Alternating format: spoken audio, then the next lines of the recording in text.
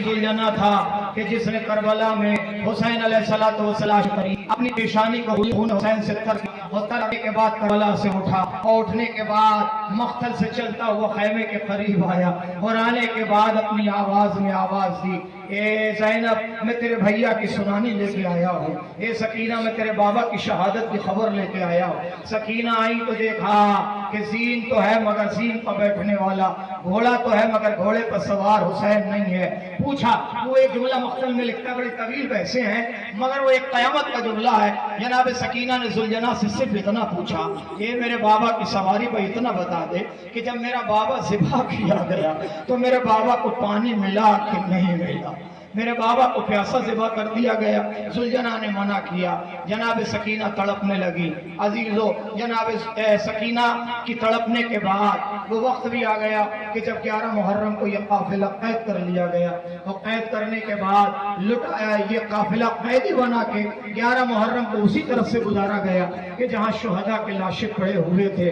जनाब ज़ैनब ने वो मरसिया पढ़ा के जो मरसिया मकातिल में मौजूद है, ये भैया अगर सर पे चादर होती तो मैं तेरे बदन पे कफन बना देती।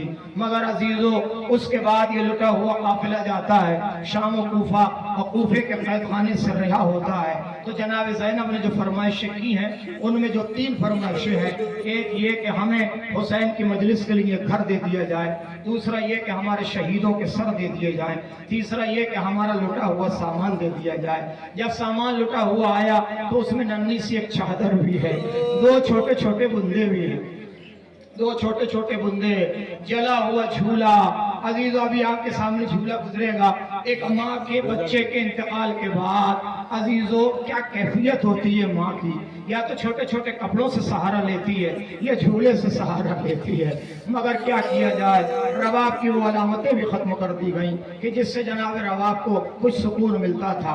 लुटा हुआ काफिला आया और जैसे ही मदीने में दाखिल हुआ, हजरत उम्मे कुलसूम ने एक बैन फरमाया, ए हमारे जद के मदीने, हमारे आने को कबूल न करना, क्योंकि जब गए थे तो गोदियां आबाद थी, वापस आए हैं तो गोदियां उजड़ी।